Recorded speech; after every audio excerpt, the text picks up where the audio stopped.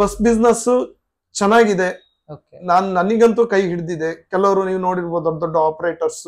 ಈಗ for example stage carrier ಅಂದ್ರೆ quarterly ಒಂದು ಸೀಟಿಗೆ ಲೋನಿಗೆ ಸಬ್ಮಿಟ್ ಮಾಡಿ, ಲೋನ್ ಪಾಸ್ ಆದ ನಂತರ ಫಸ್ಟ್ ಚೆಸ್ಸಿ ಬೈ ಮಾಡ್ಬೇಕು. ಈಗ ಹೊಸದಾಗಿ ಬರುವವರಿಗೆ ಅವರು ತುಂಬಾ ಪ್ಲಾನ್ ಮಾಡ್ಬೇಕು. ಪ್ಲಾನ್ ಮಾಡಿ ಅಂದ್ರೆ ಫಸ್ಟ್ ರಿಸರ್ಚ್ ಮಾಡಿ. ನಾನು ಒಂದು ಲಾಸ್ಟ್ 5 years ಇಂದ ಬರುವಾಗ ಕೆಲವರು ಹೇಳ್ತಾರೆ ಎಕ್ಸ್ಪ್ರೆಸ್ ಬಸ್ ನವರು ಜಿಯೋ ಬಿಟ್ಕೊಂಡು ಹೋಗ್ತಾರೆ. ಹೌದೌದು, ಇದು ಮಾಹಿತಿ ನೋಡಿ. RTO ಅವರು ಈಗ ಎಕ್ಸ್ಪ್ರೆಸ್ ಬಸ್ ಅಂದ್ರೆ ಅವರು ಪರ್ಮಿಷನ್ ಕೊಡುವಾಗ ಈಗ ಫಸ್ಟ್ ಗೆ ಪರ್ಮಿಟ್ ಗ್ರಾಂಟ್ ಆಗ್ತದೆ. ಗ್ರಾಂಟ್ ಆದ ನಂತರ ಅವರು ಟೈಮಿಂಗ್ ಮಾಡ್ಬೇಕು. RTOದವರು ತುಂಬಾ ದೊಡ್ಡವರಾದವರು ಇದ್ದಾರೆ.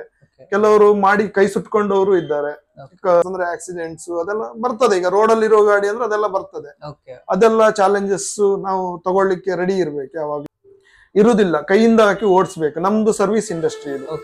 ಫಸ್ಟ್ ಆಫ್ ಆಲ್ ನಾನು ನಿಮ್ಗೆ ಧನ್ಯವಾದ ಹೇಳ್ಬೇಕು. ನೀವು ಈಗ ಬಸ್ ಡ್ರೈವರ್ ಆಗಿರ್ಬೋದು, ಕಂಡಕ್ಟರ್ ಆಗಿರ್ಬೋದು, ಮತ್ತೆ ಈಗ ಓನರ್ಸ್ ಕರ್ಕೊಂಡು ಬಂದ್ರಿ. ಮಲ್ಟಿ ವಿಡಿಯೋ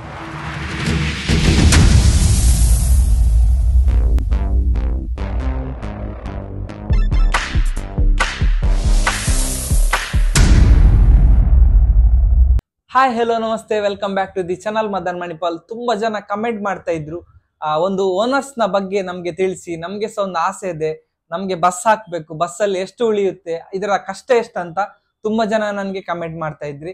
ಈ ಒಂದು ಸಂಚಿಕೆಯಲ್ಲಿ ಓನರ್ಸ್ ನವರ ಬಗ್ಗೆ ನಾನು ಮಾಹಿತಿಯನ್ನು ನೀಡ್ಲಿಕ್ಕಿದ್ದೇನೆ. ಅವರಿಗೆ ಎಷ್ಟು ಕಷ್ಟ ಇದೆ, ಒಂದು ಬಸ್ಸಿನ ಬೆಲೆ ಎಷ್ಟಿದೆ, ಅದರ ಕಷ್ಟ ಎಷ್ಟು, ಅದರ ಹಿಂದೆ ಎಷ್ಟು ಓಡಾಡ್ಬೇಕು ಅಂತೆಲ್ಲ ಈ ಒಂದು ಸಂಚಿಕೆಯಲ್ಲಿ ನಾನು ನಿಮ್ಗೆ ಮಾಹಿತಿಯನ್ನು ನೀಡ್ಲಿಕ್ಕಿದ್ದೇನೆ. ಇವತ್ತು ನಮ್ಮೊಂದಿಗೆ SVMS ಬಸ್ಸಿನ ಮಾಲೀಕರಿದ್ದಾರೆ. ಅವರ ಹತ್ರನೇ ನಿಮ್ಗೆ ನಾನು ಮಾಹಿತಿಯನ್ನು ನೀಡಲಿಕ್ಕಿದ್ದೇನೆ. ಬನ್ನಿ ಸರ್. ನಮಸ್ತೆ. ನಮಸ್ತೆ ಸರ್, ಹೇಗಿದ್ದೀರಾ? ನಾನು ಹುಷಾರಿದ್ದೇನೆ. ನಾನ್ ಸಹ ಆರಾಮಿದ್ದೇನೆ. ನಮ್ಮ ಲಾಸ್ಟ್ ಬ್ಲಾಗಿಗೆ ಒಳ್ಳೆ ರೆಸ್ಪಾನ್ಸ್ ಅನ್ನು ಕೊಟ್ಟಿದ್ದಾರೆ ಜನಗಳು. ಅವ್ರು ವೇಟ್ ಮಾಡ್ತಾ ಇದ್ರು ನೆಕ್ಸ್ಟ್ ಯಾವಾಗ ಇದೆ ಅಂತ. ನನ್ಗೆ DM ಎಲ್ಲ ಮಾಡಿದ್ದಾರೆ, ತುಂಬಾ ಜನ ಮಾಡಿದ್ದಾರೆ. ಹಾಗಾಗಿ ನಮ್ದು ಈ ಒಂದು ಸಂಚಿಕೆಯಲ್ಲಿ ಇನ್ನಷ್ಟು ಒಳ್ಳೆಯ ಮಾಹಿತಿಯನ್ನು ವೇಟ್ ಮಾಡ್ತಾ ಇದ್ದಾರೆ ನಮ್ಮ ಸಬ್ಸ್ಕ್ರೈಬರ್. ಹೌದೌದು, ನಾವು ನೋಡಿದ್ದೇವೆ. ಓಕೆ ಸರ್, ಒಂದು ಬಸ್ ಬಿಸ್ನೆಸ್ ಯಾವ ತರ ಸ್ಟಾರ್ಟ್ ಮಾಡೋದು sir? Okay, first of all ನಾನು ನಿಮ್ಗೆ ಧನ್ಯವಾದ ಹೇಳ್ಬೇಕು. ನೀವು ಈಗ ಬಸ್ ಡ್ರೈವರ್ ಆಗಿರ್ಬೋದು, ಕಂಡಕ್ಟರ್ ಆಗಿರ್ಬೋದು, ಮತ್ತೆ ಈಗ ಓನರ್ಸ್ ಕರ್ಕೊಂಡು ಬಂದ್ರಿ. ಮಲ್ಟಿ ವಿಡಿಯೋಸ್ ಮಾಡಿದಿರಿ, ನಾನು ನೋಡಿದ್ದೇನೆ. ಈಗ ಮಲ್ಟಿ ಸ್ಲೀಪರು ಇದೆಲ್ಲ ಮಾಡಿದಿರಿ. ಅದು ನಿಮ್ಗೂ ತುಂಬಾ ವ್ಯೂಸ್ ಎಲ್ಲ ಬಂದಿದೆ. ಈಗ ನಾನು ಈಗ ನಿಮ್ದು ಒನ್ ಆಫ್ ದ ಫ್ಯಾನ್ ಆಗಿದ್ದೇನೆ, ನೋಡ್ತಾ ಇರ್ತೇನೆ. ನೀವು ಒಂದು ಚಿಕ್ಕ ಏಜ್ ಅಲ್ಲಿ ಇಷ್ಟು ದೊಡ್ಡ ಬ್ಲಾಗರ್ ಆಗಿ ತುಂಬಾ ಸಬ್ಸ್ಕ್ರೈಬರ್ ಇದ್ದಾರೆ. ನನ್ಗೂ ಮತ್ತೆ ನೀವು ಕರೆದಾಗ ಇನ್ನೊಂದ್ಸರಿ ನಾನು ಇನ್ಫಾರ್ಮೇಶನ್ ಕೊಡ್ಬೇಕು. ಈಗ ನೀವು ಹೇಳಿದ್ರಿ ಹೊಸ ಯಂಗ್ಸ್ಟರ್ಸ್ ಎಲ್ಲ ಹೇಗೆ ಮಾಡ್ಬೇಕು. ನಾನು ಹೇಳುದು ಹೊಸ ಯಂಗ್ಸ್ಟರ್ಸ್ ಎಲ್ಲ ಬರ್ಬೇಕು ಈಗ ಬಿಸ್ನೆಸ್ಸಿಗೆ. ಈಗ ತುಂಬಾ ಐಡಿಯಾಸ್ ಇರುವವರು, ಕೆಲವರಿಗೆ ತುಂಬಾ ಇಂಟ್ರೆಸ್ಟ್ ಇರ್ತದೆ, ಬರ್ಬೇಕು. ಹಾಗೆ ನಾನು ಒಂದು ನೀವು ಕರೆದಾಗ ನಾವೊಂದ್ಸರಿ ಕೊಡುವ, ಇನ್ಫಾರ್ಮೇಶನ್ ಕೊಡುವ. ನಮ್ಗೆ ಗೊತ್ತಿಲ್ಲ, ನಾನು ಒಂದು ಲಾಸ್ಟ್ 5 years ಇಂದ ಬಂದದ್ದು. ನಾನೇನು ತುಂಬಾ ಎಕ್ಸ್ಪೀರಿಯನ್ಸ್. ನಾನೀಗ ಜಸ್ಟ್ ಫಸ್ಟ್ ಸ್ಟೆಪ್ ಇಡ್ತಾ ಇರೋದಷ್ಟೇ ಈ ಫೀಲ್ಡ್ ಅಲ್ಲಿ. ನಾನು ಐ ಆಮ್ ಜಸ್ಟ್ ಬೇಬಿ ಈ ಫೀಲ್ಡಿಗೆ. ಈಗ ಜಸ್ಟ್ ಇನ್ಫಾರ್ಮೇಶನ್ ಕೊಟ್ರೆ ಬೇರೆ ಹೊಸಬರು ಬರುವವರಿಗೆ ಕೆಲವರು ಇದ್ರಲ್ಲಿ ಇಂಪ್ರೂವ್ ಆಗೋರು ಇರ್ತಾರೆ, ಕೆಲವರು ಇದ್ರಲ್ಲಿ ಕೊಲ್ಯಾಪ್ಸ್ ಆಗೋರು ಇರ್ತಾರೆ. ಹಾಗೆ ನಾವು ಕೊಡೋ ಇನ್ಫಾರ್ಮೇಶನ್ ಇಂದ ದೇ ಕ್ಯಾನ್ ಡಿಸೈಡ್. ಅವರು ಡಿಸೈಡ್ ಮಾಡ್ಬೋದು ನಾನ್ ಮಾಡ್ಬೇಕಾ ಮಾಡಬಾರ್ದ. ಕೆಲವರು ಇದ್ರಲ್ಲಿ ಬಂದು ಪಾಪ ದುಡ್ಡು ಏನೋ ಒಂದು ಮಿನಿಮಮ್ ಅಮೌಂಟ್ ತಗೊಂಡ್ ಬಂದು ಲಾಸ್ ಮಾಡಿ ಏನು ಇಲ್ಲದೆ ಆಗಿ ಮೈ ತುಂಬಾ ಲೋನ್ ಮಾಡ್ಕೊಂಡವರು ಇದ್ದಾರೆ. ಹಾಗೆ ನಾನು ಕೊಡೋ ಇನ್ಫಾರ್ಮೇಶನ್ ಇಂದ ನಿಮ್ಗೆ ಯೂಸ್ ಆಗುತ್ತೆ. ಹಾಗೆ ನಾನು ಬಂದೆ. ಬಸ್ ಬಿಸ್ನೆಸ್ ಚೆನ್ನಾಗಿದೆ. ನನಗಂತೂ ಕೈ ಹಿಡಿದಿದೆ. ಕೆಲವರು ನೀವು ನೋಡಿರ್ಬೋದು ದೊಡ್ಡ ದೊಡ್ಡ ಆಪರೇಟರ್ಸ್ ಎಲ್ಲ ಮಾಡಿ ದೊಡ್ಡವರು ತುಂಬಾ ದೊಡ್ಡವರಾದವರು ಇದ್ದಾರೆ. ಕೆಲವರು ಮಾಡಿ ಕೈ ಸುಟ್ಕೊಂಡವರು ಇದ್ದಾರೆ. ಅದೇ ಕೆಲವರು ಇದ್ರಲ್ಲಿ ಲಕ್ ಅಂತ ಹೇಳಲಿಕ್ಕೆ ಆಗುದಿಲ್ಲ. ನೀವು ನಿನ್ನೆ ರೀಸೆಂಟ್ ಆಗಿ ಅದೋ ಒಂದು ಬ್ಲಾಗ್ ಮಾಡಿ, ಇದ್ರಲ್ಲಿ ಲಕ್ ಇಲ್ಲ. ನಮ್ದು ನೋಡುವಾಗ 10 ಬಸ್ ಉಂಟು, 5 ಬಸ್ ಉಂಟು. ನಮ್ಮಲ್ಲಿ 5 ಉಂಟು. ನಮ್ದು ಕೋವನರ್ ಅಲ್ಲಿ ಅವ್ರದೊಂದು 30 ಉಂಟು, 30ರಿಂದ 40 ಉಂಟು. ನೋಡುವಾಗ ದೊಡ್ಡದು ಅನಿಸ್ತದೆ. ಅದಕ್ಕೆ ತುಂಬಾ ಲೋನ್ ಇರ್ತದೆ, ಹಿಂದ್ಗಡೆ ತುಂಬಾ ಚಾಲೆಂಜಸ್ ಇರ್ತದೆ. ಈಗ ಬಸ್ ಬಿಸ್ನೆಸ್ ಮಾಡುವಾಗ ಅದನ್ನೆಲ್ಲ ಓವರ್ಕಮ್ ಮಾಡ್ಬೇಕು. ಈಗ ಹೊಸ ಬಿಸ್ನೆಸ್ ಬರುವವರಿಗೆ ಅದೆಲ್ಲ ಓವರ್ಕಮ್ ಮಾಡ್ಬೇಕು.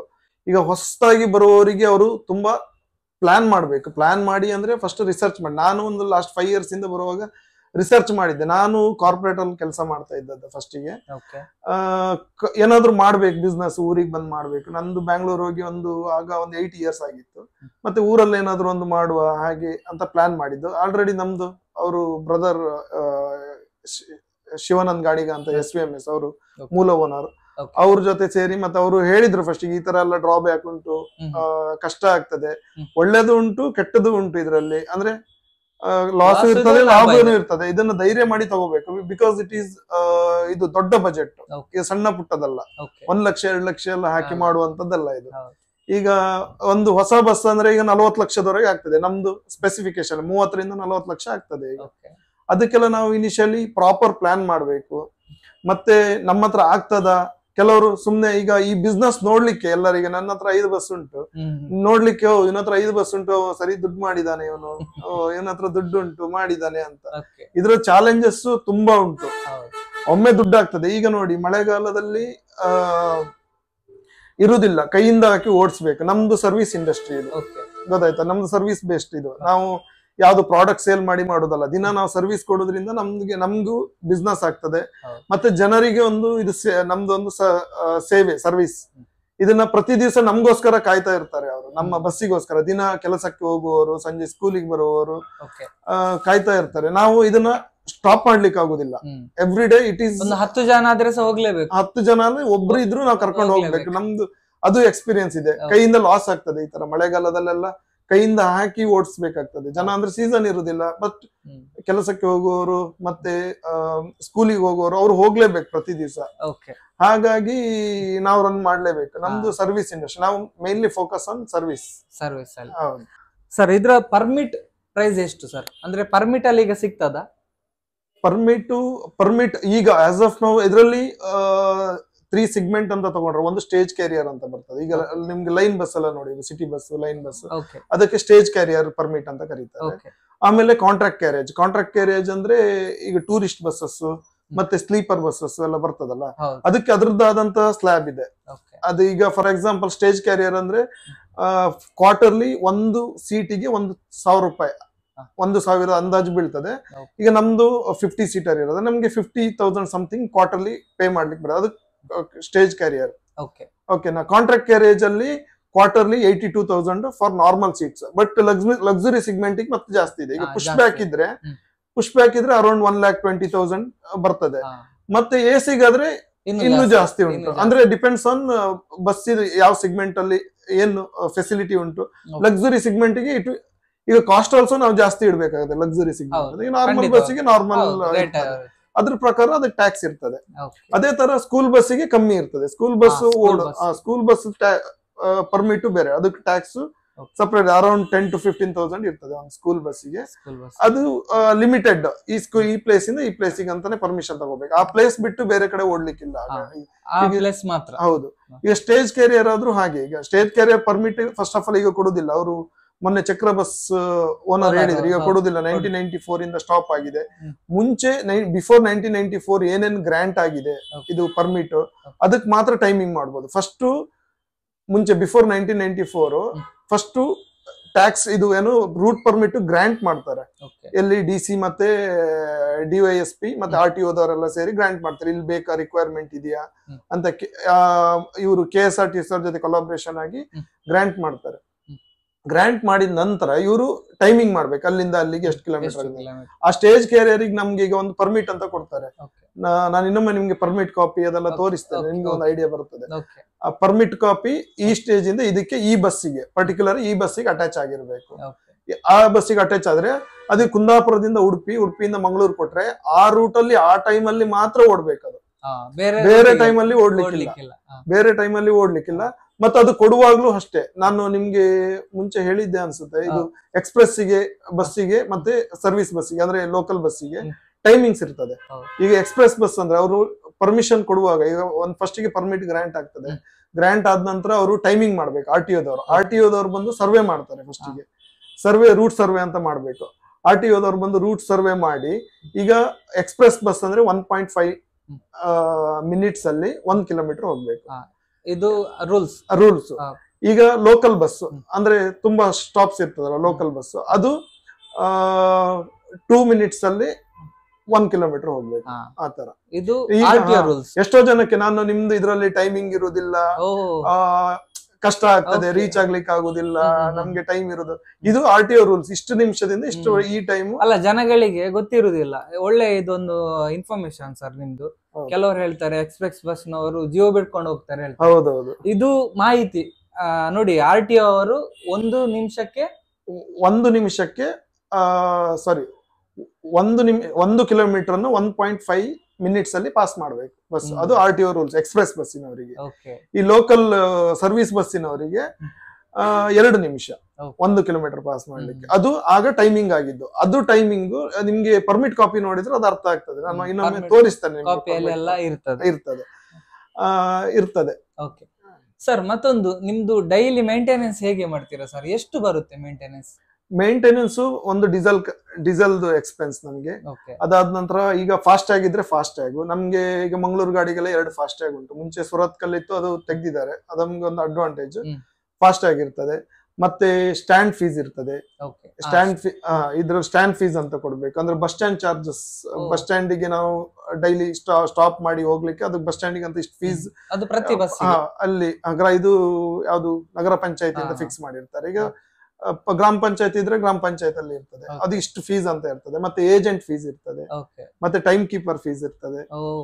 ಅದೆಲ್ಲ ಎಕ್ಸ್ಪೆನ್ಸ್ ಇರ್ತದೆ. ಅದೊಂದು ನಮ್ಗೆ ಅರೌಂಡ್ 500 rupees ವರೆಗೆ ಬರ್ತದೆ ಪರ್ ಡೇ ಟೋಟಲ್ ಬರ್ತದೆ. ಅರೌಂಡ್ ನಮ್ದೊಂದು 280 ಕಿಲೋಮೀಟರ್ 280 to 300 ಓಡ್ತದೆ ನಮ್ದು ಮಂಗಳೂರು ಗಾಡಿಗಳು. ಅರೌಂಡ್ ಒಂದು 8,000-8,500. ನಾನೀಗ ಮತ್ತೆ ದೊಡ್ಡ ಗಾಡಿ ಹಾಕಿದ್ರೆ ಅದ್ರ ಡೀಸೆಲ್ ಎಕ್ಸ್ಪೆನ್ಸ್ 1,000-1,500 ಜಾಸ್ತಿ ಬರ್ತದೆ ಡೀಸೆಲ್ ಎಕ್ಸ್ಪೆನ್ಸ್. ಪರ್ ಡೇ ನೀವು 8,000 ತೆಗ್ದಿಡ್ತೀವಿ. 8,000-8,500 ತೆಗ್ದಿಡ್ತೀವಿ. ಅದಿಷ್ಟು ಬೇಕು. ಮತ್ತೆ ಡ್ರೈವರ್ ಸಂಬಳ, ಕಂಡಕ್ಟರ್ ಸಂಬಳ, ಮತ್ತೆ ನಮ್ದ್ರಲ್ಲಿ ಕಲೆಕ್ಷನ್ ಇಂತಿಷ್ಟು ಟಾರ್ಗೆಟ್ ಅಂತ ಉಂಟು. ಅದು ಮಿನಿಮಮ್ ಕಲೆಕ್ಷನ್ ಆದ ನಂತರ ಮತ್ತೆ ಅವ್ರಿಗೆ ಕಮಿಷನ್ ಕೊಡ್ತಾರೆ. ಅವರು ನಮ್ಗೋಸ್ಕರ ಕೆಲಸ ಮಾಡ್ತಾರೆ. ನಮ್ಗೆ ಒಳ್ಳೇದಾದ್ರೆ, ಓನರಿಗೆ ಒಳ್ಳೇದಾದ್ರೆ ನಮ್ಮ ಕೆಲಸದವರಿಗೂ ನಾವು ಕೊಡ್ಬೋದು. ಹಾಗೆ ನಾವು ಕಮಿಷನ್ ಬೇಸ್ ಮಾಡಿದ್ದೇವೆ. ಇಷ್ಟು 1,000 ಆದ್ರೆ ಡ್ರೈವರಿಗೆ 100, ಕಂಡಕ್ಟರ್ಗೆ 100 ಅಂತ. ಹಾಗೆ ಅವರಿಗೆ ಒಂದು ಖುಷಿ ಆಗ್ತದೆ ಅನ್ನೋಕ್ಕಿಂತ ನಾನು ಒಂದು ಒಳ್ಳೆ ದುಡಿಮೆ ಮಾಡಿದನ್ನು ನನ್ನ ಜೊತೆ ಕೆಲಸ ಮಾಡೋದವರಿಗೆ ನಾವು ಕೊಡ್ಬೇಕಲ್ವಾ. ಹಾಗೆ ನಮ್ದು ಹಾಗೆ ಒಂದು ಕಮಿಷನ್ ಬೇಸ್ ಉಂಟು. ಇಷ್ಟು ಸಂಬಳ ಅಂತ ಇರುತ್ತೆ ಅವರಿಗೆ. ಸಂಬಳ ಫಿಕ್ಸ್ ಉಂಟು. ಮತ್ತೆ ಕಂಡಕ್ಟರ್ ಇಷ್ಟು ಫಿಕ್ಸ್ ಇದೆ. ಮಿನಿಮಮ್ ಸಂಬಳ ಉಂಟು. ಮತ್ತೆ ಇಷ್ಟು ಕಲೆಕ್ಷನ್ ಮಾಡಿದ ನಂತರ ಈಗ ಕಲೆಕ್ಷನ್ ನಾರ್ಮಲ್ ಆಗ್ತದೆ. ಒಮ್ಮೊಮ್ಮೆ ಮಳೆ ಎಲ್ಲ ಜೋರಿದ್ದಾಗ ಕೈಯಿಂದ ಹಾಕಿನೂ ಓಡಿಸೋದಿರ್ತದೆ. ನಾನು ಹೇಳಿದ್ನಲ್ಲ, ನಮ್ದು ಸ್ಟಾಪ್ ಮಾಡ್ಲಿಕ್ಕೆ ಬರೋದಿಲ್ಲ ಸ್ಟೇಜ್ ಕ್ಯಾರಿಯರ್. ಅದೇ ಟೂರಿಸ್ಟ್ ಆದ್ರೆ ಬಿಸ್ನೆಸ್ ಇಲ್ಲ ಅಂದ್ರೆ ನಿಲ್ಲಿಸಬಹುದು, ಏನು ಖರ್ಚು ಇರುದಿಲ್ಲ. ಬಟ್ ಇದ್ರಲ್ಲಿ ಹಾಗಿಲ್ಲ. ಜನ ಇರ್ಲಿ ಇಲ್ದೇ ಇರ್ಲಿ ನಾವು ಹೋಗ್ಲೇಬೇಕು. ಒಂದೊಂದ್ಸರ ಅರ್ಧಕ್ಕರ್ಧ ದುಡ್ಡು ನನ್ನ ಕೈಯಿಂದ ಹಾಕಿದ್ದುಂಟು. ಡೀಸೆಲ್ ಖರ್ಚು ಆಗುದಿಲ್ಲ, ಒಮ್ಮೊಮ್ಮೆ ಏನ್ ಮಾಡ್ಲಿಕ್ಕೆ ಆಗುದಿಲ್ಲ. ಸರ್ ಮತ್ತೊಂದು ಏನಂತ ಹೇಳಿದ್ರೆ, ಇವಾಗ ಕೆಲವರು ಸೆಕೆಂಡ್ ಹ್ಯಾಂಡ್ ಗಾಡಿ ಬೈ ಮಾಡ್ತಾರೆ ಓನರ್ಸ್ನವರು. ಸರ್ ಏನೆಲ್ಲ ನೋಡಿ ನೀವು ತಕೊಳ್ತೀರಾ ಸೆಕೆಂಡ್ ಹ್ಯಾಂಡ್ ಗಾಡಿ ತಕೊಳ್ಳುದಾದ್ರೆ? ಈಗ ಫಸ್ಟ್ ನಾನು ಹೇಳ್ಬೇಕಂದ್ರೆ, ಈಗ ಹೊಸ ಗಾಡಿ ತಗೋಬೇಕು ಫಸ್ಟಿಗೆ. ಅಲ್ಲ, ನಾನು 2 ಸೆಗ್ಮೆಂಟ್ ಹೇಳಿದ್ದೀನಿ, ಹೊಸ ಗಾಡಿ ಮತ್ತೆ ಹಳೆ ಗಾಡಿ. ಹೊಸ ಗಾಡಿ ತಗೋಬೇಕಂದ್ರೆ ಫಸ್ಟಿಗೆ ನಾವು ಚಾಸಿಸ್ ಬೈ ಮಾಡ್ಬೇಕು. ಫಸ್ಟ್ ನಮ್ದು ಕೆಲಸ ಈಗ ಕೈಯಿಂದ ದುಡ್ಡು ಹಾಕಿ ಮಾಡುದು ಅಥವಾ ಲೋನು ಏನಾದ್ರು. ಫಸ್ಟಿಗೆ ನೀವು ಲೋನ್ ಎಲ್ಲಿ ತಗೊಳ್ಳೋದು, ನಿಮ್ದು ಏನ್ ಪ್ರಾಜೆಕ್ಟ್ ಪ್ಲಾನು. ನೀವು ಲೋನ್ ತಗೊಳ್ಳೋಕ್ಕಿಂತ ಮುಂಚೆ ಹೊಸದಾಗಿ ಎಂಟ್ರಿ ಆಗ್ತಾರೆ ಯಂಗ್ಸ್ಟರ್ಸ್ ಅಂದ್ರೆ, ಅವರು ಒಂದು ಸ್ವಲ್ಪ ಜನ ಆಲ್ರೆಡಿ ಎಕ್ಸ್ಪೀರಿಯನ್ಸ್ ಇರ್ತಾರಲ್ಲ, ಓನರ್ಸ್ ಆಲ್ರೆಡಿ ರನ್ ಮಾಡಿರೋ, ಅವ್ರ ಹತ್ರ ಸ್ವಲ್ಪ ಎಕ್ಸ್ಪೀರಿಯನ್ಸ್ ತಗೋಬೇಕು. ಆಲ್ರೆಡಿ ಇದ್ರೆ ಕೆಲವರು ಡ್ರೈವರ್ ಆಗಿ ಓನರ್ ಆದವರು ಇದ್ದಾರೆ, ಕಂಡಕ್ಟರ್ ಆಗಿ ಓನರ್ ಆಗಿ ಇದ್ದಾರೆ, ಆತರ ಎಲ್ಲ ಇರ್ತಾರೆ. ಫಸ್ಟ್ ಅವರು ಹೊಸದಾಗಿ ಮಾಡುವಾಗ ಅವ್ರು ಕ್ಲೀನ್ ಆಗಿ ಲೋನಿಗೆ ಒಂದು ಪ್ರಾಜೆಕ್ಟ್ ರಿಪೋರ್ಟ್ ಮಾಡ್ಬೇಕು. ಯಾರಾದ್ರೂ CA ಹಿಡಿದು ಪ್ರಾಜೆಕ್ಟ್ ರಿಪೋರ್ಟ್ ಮಾಡಿ ಲೋನಿಗೆ ಸಬ್ಮಿಟ್ ಮಾಡಿ, ಲೋನ್ ಪಾಸ್ ಆದ ನಂತರ ಫಸ್ಟ್ ಚೆಸ್ಸಿ ಬೈ ಮಾಡ್ಬೇಕು. ಚೆಸ್ಸಿ ಆದ ನಂತರ ನಮ್ಮ ಇಷ್ಟ ಯಾವ್ದು ಎಲ್ಲ ಈಗ ತುಂಬಾ ಕಾಂಪಿಟೇಟಿವ್ ಒಳ್ಳೊಳ್ಳೆ ಲೇಟೆಸ್ಟ್ ಟೆಕ್ನಾಲಜಿ ಎಲ್ಲ ಬಂದಿದೆ. ಅಶೋಕ್ ಲೈಲ್ಯಾಂಡ್, ಐಷರ್, ಟಾಟಾ, ಭಾರತ್ ಬೆಂಜ್ ಒಳ್ಳೊಳ್ಳೆದುಂಟು. ಅದು ನಮ್ಮ ಇಷ್ಟ ಪ್ರಕಾರ. ಇದು ಫಸ್ಟ್ ಸ್ಟೆಪ್. ಅದಾದ ನಂತರ ಬಾಡಿ. ನಿಮ್ಗೆ ಬಾಡಿ ಯಾವ್ದು ನೋಡಿ, ಈಗ ಮಾರ್ಕೆಟ್ ಅಲ್ಲಿ ಉಂಟು ಎಲ್ಲ. ಶಕ್ತಿ ಉಂಟು, PT ಕೋಚ್ ಉಂಟು, ಆಲ್ಫಾ ಕೋಚ್ ಉಂಟು, ನಮ್ಮ ಊರಿದೆ ವಿನಾಯಕ ಕೋಚ್ ಉಂಟು, ಅದು ನಮ್ದು ಹೆಮ್ಮೆ.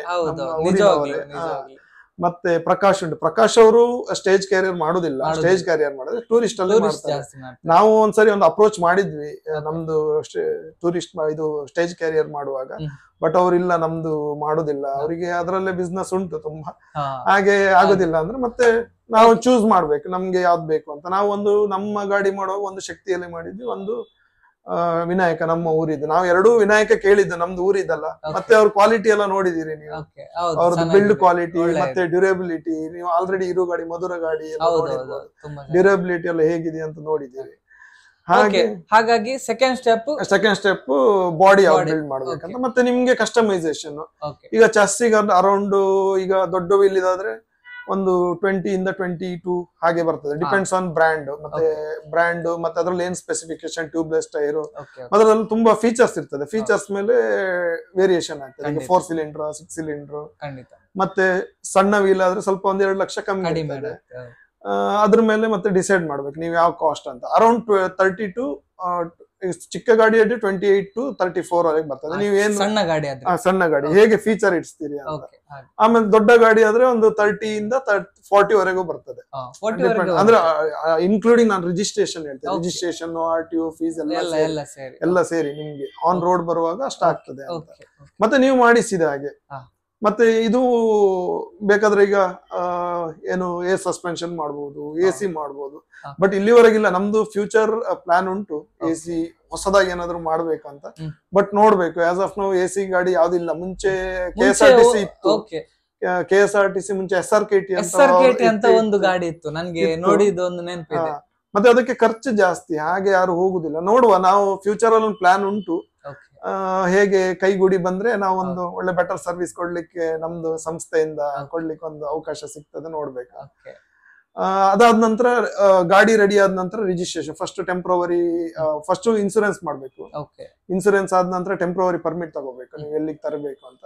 ಅದಾದ ನಂತರ ಸ್ಟೇಜ್ ಕ್ಯಾರಿಯರ್ ಇದ್ರೆ ಸ್ಟೇಜ್ ಕ್ಯಾರಿಯರ್, ಕಾಂಟ್ರಾಕ್ಟ್ ಕ್ಯಾರೇಜ್ ಇದ್ರೆ ಕಾಂಟ್ರಾಕ್ಟ್ ಕ್ಯಾರೇಜ್ ಮಾಡ್ಬೇಕು. ನನ್ನ ಪ್ರಕಾರ